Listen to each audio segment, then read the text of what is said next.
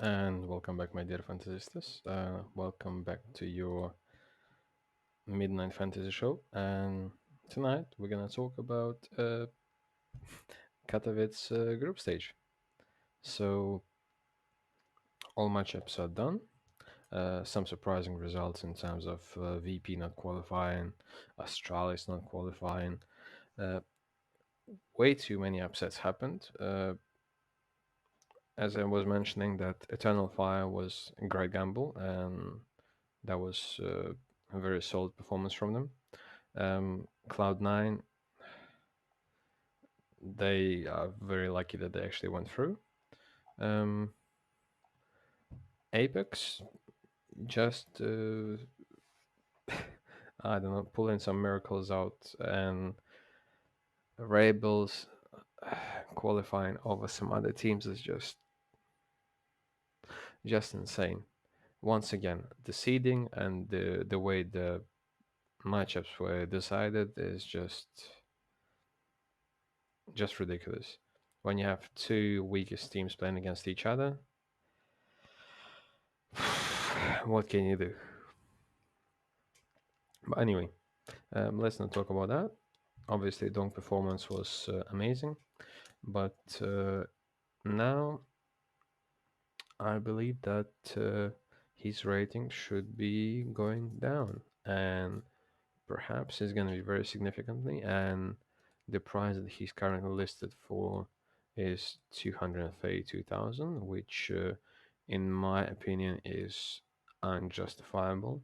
Even though he's been great against some weaker teams, I will not believe that he's gonna perform on the same level against Navi, or if they win, like, all right, if they win against Complexity and Apex, perhaps. But if they go to upper final and potentially they face FaZe or Falcons or Eternal Fire, like against Eternal Fire, obviously I believe that this could happen. But against FaZe or Falcons, I don't see him having nearly same impact rating as he did have before. So, with that said, let's just jump to the matchups and um, discuss what potentially we can see over here. So, obviously, FaZe should be destroying Rebels because that was enough of Sunrun for them. Uh, it's time to return to reality, and FaZe, I I believe that Kerrigan's gonna actually talk to the boys, and they're gonna be ready 100% to the game. In terms of Falcons against Eternal Fire, this will be a very interesting game because odds are saying it's more or less decent game and more or less equal. But um, I have to be honest, I see Falcons as a slight favorite in this one, even though anything can happen, and depending on the maps, it will actually kind of be a deciding factor what maps they're going to be playing. And even with all of this, I still kind of believe that Falcons have a slight advantage because if we just look at the maps, then potentially we're going to see a ban from Falcons on Mirage. I'm 100% sure that it's going to be ban of Mirage. Then Eternal Fire most likely going to get rid of either Ancient uh, or Inferno, even though they played two maps, it's still irrelevant. Then Falcons probably going to be picking either Nuke, which obviously they're quite good at, or Vertigo. And in terms of the win rate, Eternal Fire does have advantage, but I refuse to believe that Eternal Fire was playing even remotely close teams to the teams that were playing against Falcons, on these stats, right? And let's be honest, some of these maps were from previous lineups, if I'm correct. So mm, overall, I'd still give around 60% to Falcons and 40 to Eternal Fire, and 40 is still a lot, but I'd say it's going to be 2-1 for Falcons. So next game, Navi against Spirit, and this is probably my favorite game. Uh, Unfortunately, I won't be able to watch it because I'll be at work during this time, and I'd love to watch this game, but unfortunately, I won't be able to. So, what are my expectations? I clearly expect Spirit to abuse their current form, and Navi, because they're gonna be just playing the first game, and Spirit already have a feeling of first three games that they just played.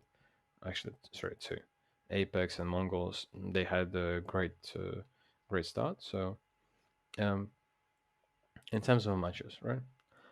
Mirage is probably one of the best options. However, I believe that Spirit probably gonna pick either either Ancient, or they're gonna try and go for Anubis. So in terms of Navi, what pick should they go for? It's definitely Overpass because we don't really see often Spirit playing Overpass, and in terms of a decider, it is very likely that we're gonna see Anubis as a decider, right? So even though with all this in consideration, I still believe that Spirit will have a slight advantage, and if we look at the odds, it's pretty equal, but still, for me, it's gonna be Spirit. Do I believe in Donk supremacy and that he will post something like 2.2 rating or something like that? No. What I believe in this game is probably Shiro and either Zontic slash Donk to have the best rating, because Magix normally struggles to perform in high high pressure games.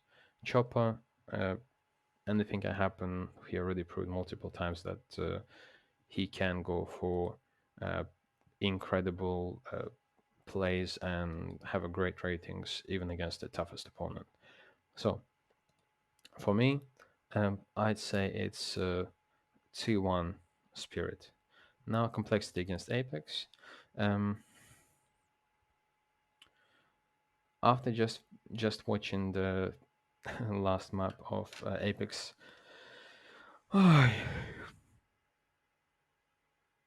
this will be very tough for them to qualify. And if if Halzek will actually play properly and he will not whiff like 50% of his shots, then I'd say complexity has pretty good chance of qualifying to face off Spirit in the second match.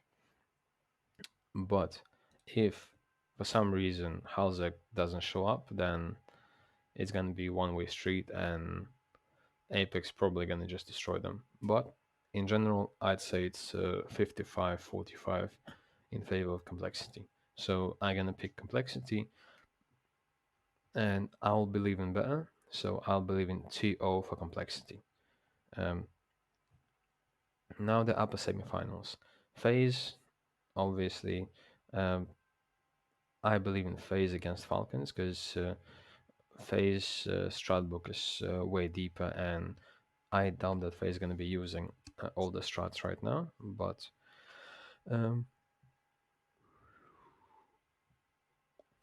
but once again, um, I do believe that Kerrigan will guide the boys to pretty straightforward upper final, and Falcons gonna give a tough fight, and still Kerrigan and Cole gonna advance.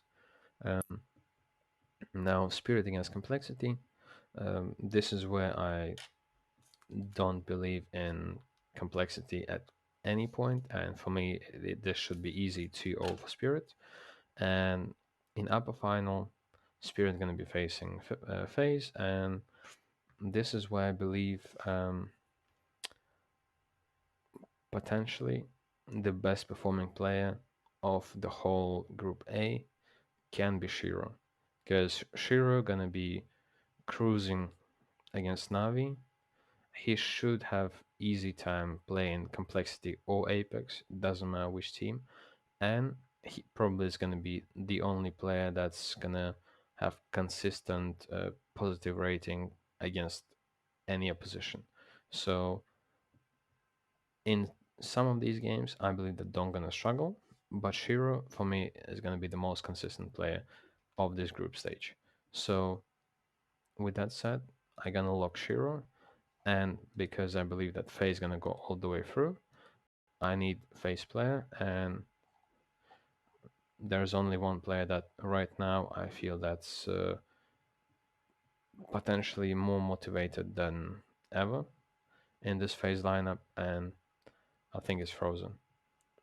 So these are my two first picks. Now uh, I need to feel a player that's they're gonna carry on, and because we have Rebels and later on we have Falcons, probably locking Kerrigan is not the worst idea. So now I have two more players left, and let's move down to the Group B. All right, Group B. Poles against rank 1 team Vitality. So once again, Vitality should face no opposition here, but Apex 198,000 is way overpriced. Mezi in this case is way more beneficial. So if you're considering going for the smart move and just locking Vitality players, then probably going for Spinks plus Mezi is a good option. So um, on the first game, I'm expecting easy 2-0 for Vitality, and probably one of the maps gonna be 13-3, 13-4, something like that. So I do expect easy breeze for Vitality. So now the second game, G2 against Heroic. Current G2 is very reliant on Monacy and the way he's gonna uh, carry on team. Nico underperforms massively. Hunter, same, underperforms. Nexa, we kind of all knew what's gonna happen. Hooksy,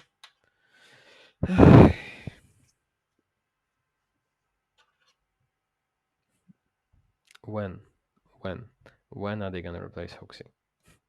I'm actually glad that Hooksy had some fun earlier on, trolling Bleed, but now let's be honest and look the truth in the eye. Right now, the biggest problem of G2 is Hooksy, right? I would probably say that it's the problem that's probably equal and on the same level with Nico's underperformance, but Hooksy is still number one. Uh, in terms of Heroic, I was positively surprised to see the way they were playing. And do I believe that they can beat G2? Uh, yes. Is it going to be in this matchup? Uh, I'm not sure, but I'd expect this game to go all three maps. And for me, it's going to be still 50-50 game. But I do believe that Heroic can upset over here. Monte against Game Legion. Um, I was gonna pick some players from Monte, but I just realized that I haven't heard anything from Monte camp, and I haven't read any news or any articles. I haven't seen even some Twitter posts or whatever coming from Monte side. Um, and for these reasons, I am kind of skeptical. But if they were preparing and they have no issues with anything, they had no issues with anything, then I'd say that potentially the winner of the Group B lower side of the bracket is Monte. Because Gamer Legion, I am not impressed with the way they were playing. That was just a disaster. But sometimes disaster works, right? So um, in terms of Monte beating Gamer Legion, if Monte has no issues, then I'm gonna go for Monte, and probably it's gonna be 2-0. Now Mouse versus Cloud9. This is where I struggle to kind of pick the winner, because obviously I have a soft spot for Cloud9. This lineup is not my favorite, but some players are just too likable. And on the other side, it's Mouse. And I'll be honest, I do believe in Mouse. So for me, I think Cloud9 wasted way too much energy, and I do want to say that Cloud9 will play Monte in upper semifinal, but for some reason, uh, I just want to see Mouse going through, and even if they don't, they're gonna drop down and they're gonna play Game Legion, and after that they're gonna be playing Heroic or Vitality loser, so obviously Heroic. So I do see them actually going all the way from for the lower semifinals and lower final and potentially qualifying. Mm.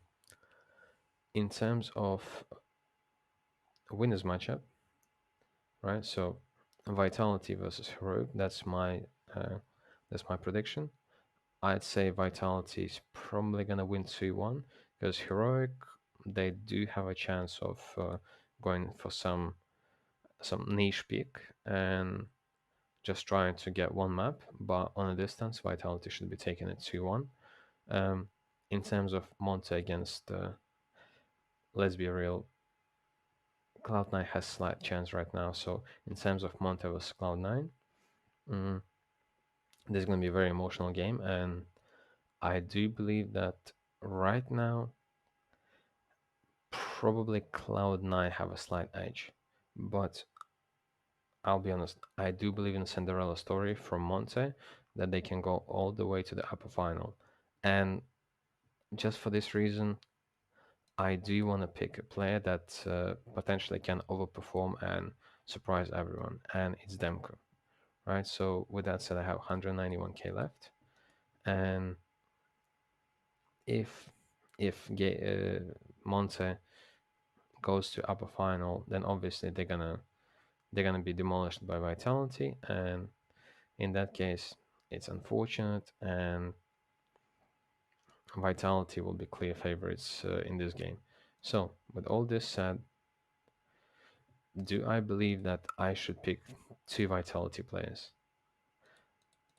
and just get rid of all this and keep Shiro, pick some Vitality players like Mezzi and maybe Apex, then get a filler IGL of Chopper and enjoy the 190k remaining and try to go for Kerrigan.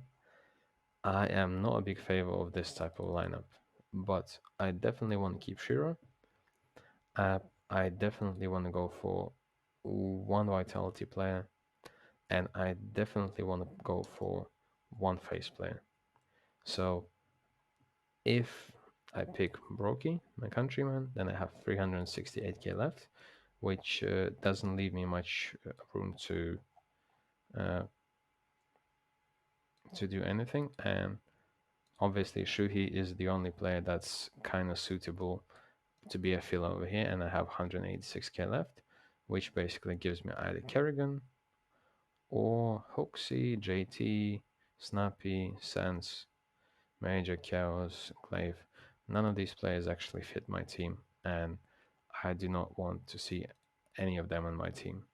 So this means that I will have to sacrifice Brokey, probably go for Rain, and then go for Mezzi, and then have 192k left, which again will give me all exactly the same players, but this time it gives me Donk as an option, right?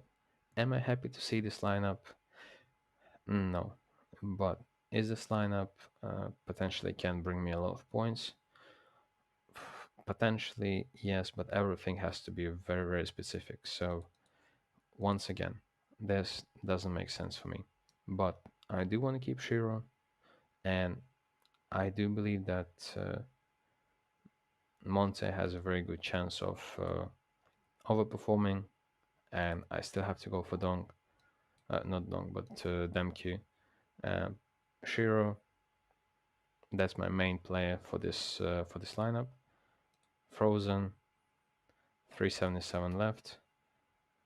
Let's try Kerrigan, 191 left. And what are my options? Stiko, I don't believe in Stiko, and the only other option is Chopper.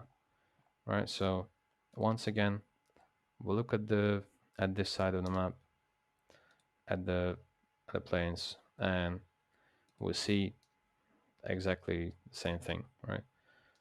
But do I want to pick two players from the same side of the bracket? No, I don't. So for this reason, I still have to go with the um, probably Flames, because potentially Flames can have very good ratings against these type of teams, and 190k, not much room to pick. And in general, I'm not a big fan of any of these lineups, but because at the beginning I mentioned that I do believe that Mouse can have a deep run and they can go all the way.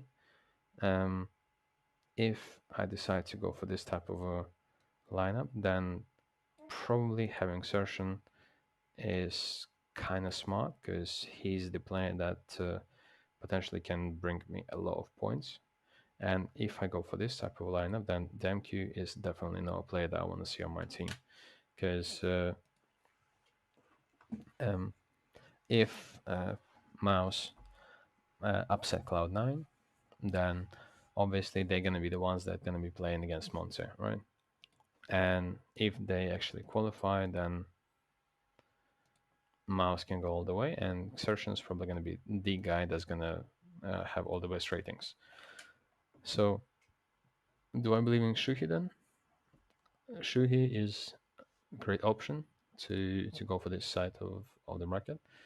And if I go for uh, double mouse, it means that I probably have to dodge Vitality player. If I do that, then I can try to fit Kerrigan plus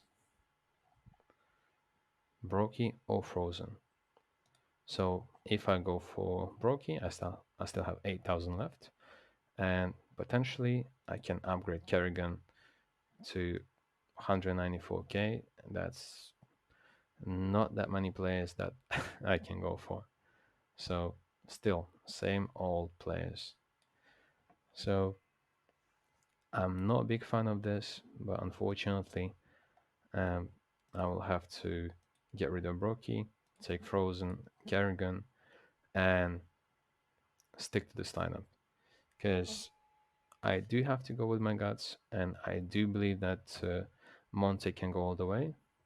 Cloud9, I am uh, not happy with their performances, and losing to Rebels is just undeniably the worst thing that could have happened to them. But once again, mm, Phase going all the way, and Face and Spirit. And for me, Shiro probably can be the only player that's gonna have consistent 1.3 rating throughout the whole stage. Um, yeah, now all I need to do is just set up the roles. Obviously, Shiro sniper, exertion gonna be my entry. Shui um, support, not sure. Eco friendly, no. IGL. Mm, you know what? 2-0, potentially 2-0. You know what? Kerrigan's giving me my IGL anyway. Shuhi, probably support. Uh, surviving, no. Headshot percentage on Shuhi. Definitely not multi-frag, but alright, let's try to do Frozen, probably Defender or multi-frag. Let's go for multi-frag. So yeah, Shuhi is the most problematic pick that I can go for. So you know what?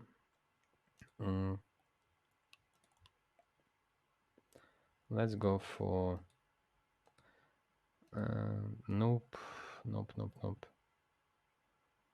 Actually, yes. You know what?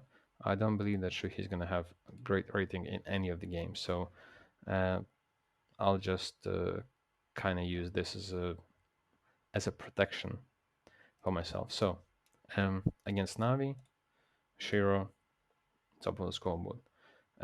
Exertion against Cloud9, probably trade kills.